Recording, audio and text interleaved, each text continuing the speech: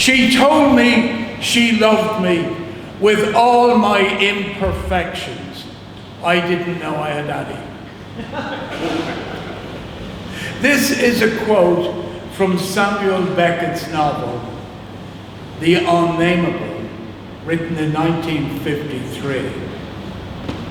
It expresses a paradoxical idea of continuing despite feeling unable to do so, highlighting the struggle and resilience of the human spirit.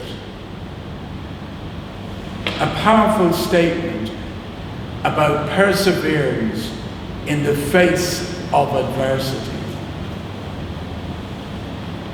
Beckett fascinates me in that way, because the combining of the Bible and human imperfections is a theme that sometimes mixes the theological with the existential, which I always imagined Beckett was doing.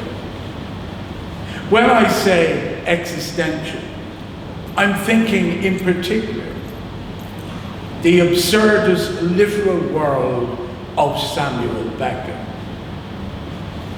The Bible tells us that God used flawed people, sometimes broken people, to suggest to us how to carry out a perfect plan. What was God thinking? Imperfect, flawed people to tell you how to do the right thing.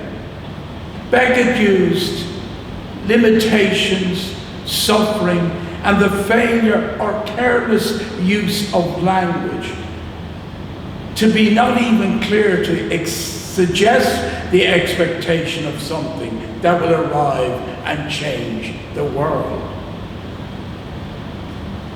This is reflected, I believe, in waiting for God. The Bible clearly reminds us that flaws, no matter how much we dislike them, do not disqualify people being chosen by God. No matter what their flaws and how much you personally may dislike them, does not stop somebody being chosen by God to deliver his divine message. Moses, we're alleged to believe, was a murderer with a serious speech impediment. David was an adulterer, and Peter denied Jesus 3 times. He was a liar. Christian life is viewed as a journey, a passage to be changed, as in Psalm 139:14. Fearfully and wonderfully made, and God's grace is made perfect in weakness. God's grace is made perfect in weakness. It may be reasonable to suggest, and I am going to suggest, that Beckett may have a memory of what informed them later in life, coming from his youth, from his biblical teaching, from his biblical studies. He did go to Pretoria, which I'm sure did not spare biblical studies. He would have learned, try again, fail again, try again, fail better. I wonder, would Beckett understand our present world?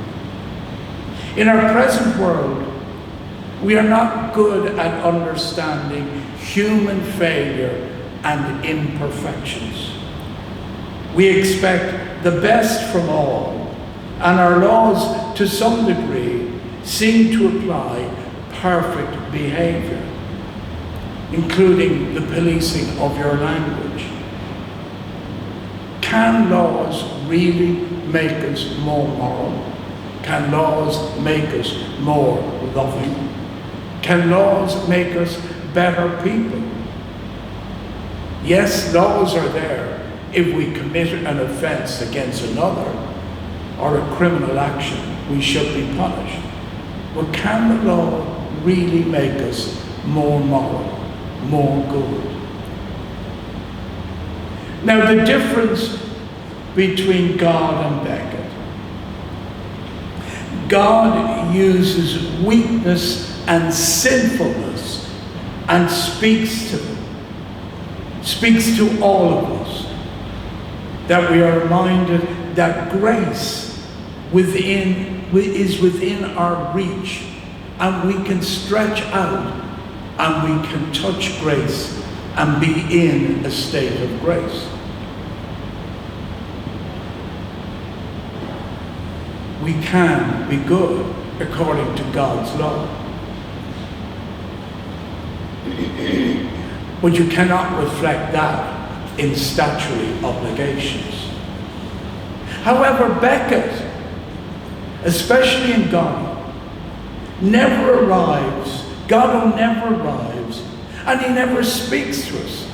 God doesn't speak at all in the whole play, yet the whole play is waiting for God. It's about God, but he never speaks. He never arrives.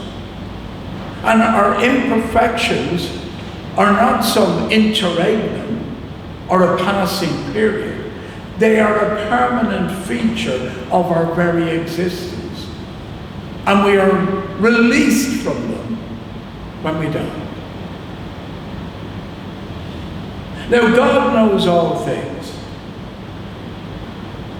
So he should have known about Becket.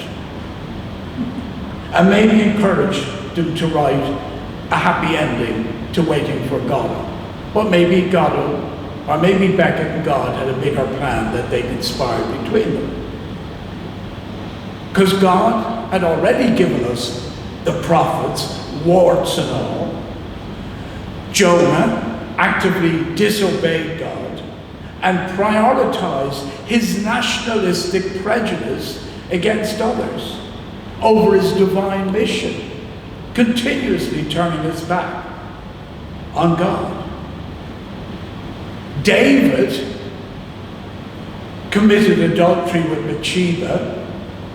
He spotted her bathing on the rooftop. How do you bathe on a rooftop? But anyway, he spotted her bathing on the rooftop. And he had her husband murdered so he could marry her. And dare who we ask, who are today's prophets? And how should we know them? Do we know them by their flaws, their misgivings? I know there are warning signs in the book of Revelations, which is an apocalyptic, prophetic book written by John of Patmos. It essentially gives you visions of warfare, spiritual warfare, and otherwise.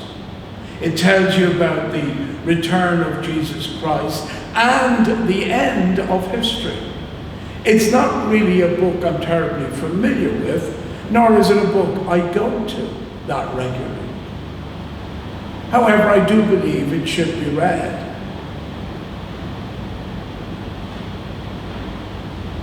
We do subscribe somewhat to an idea in Revelations when we say the Our Father, when we say, Thy kingdom come, Thy will be done on earth as it is in heaven. But I understand that in a different way. I understand that as trying to create some sense of humanity as we live in our imperfect world, not creating the concept of heaven on earth. Because in Revelations, it promises a new heaven on earth. Should we care if our heroes are flawed? Does it matter? Does it matter if our heroes are those who are telling us about God's mission for us are flawed? Some would say yes, we should.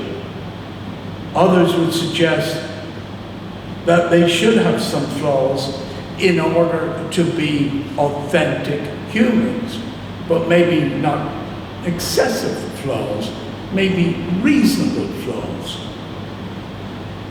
Anyway, we are all flawed to some degree. I'm sure we can tell each other's flaws. One of our greatest heroes, who gave us some of the most prophetic words, was flawed. And yet we follow him. And we still see him as a wonderful prophet. And the words he left us with are as follows.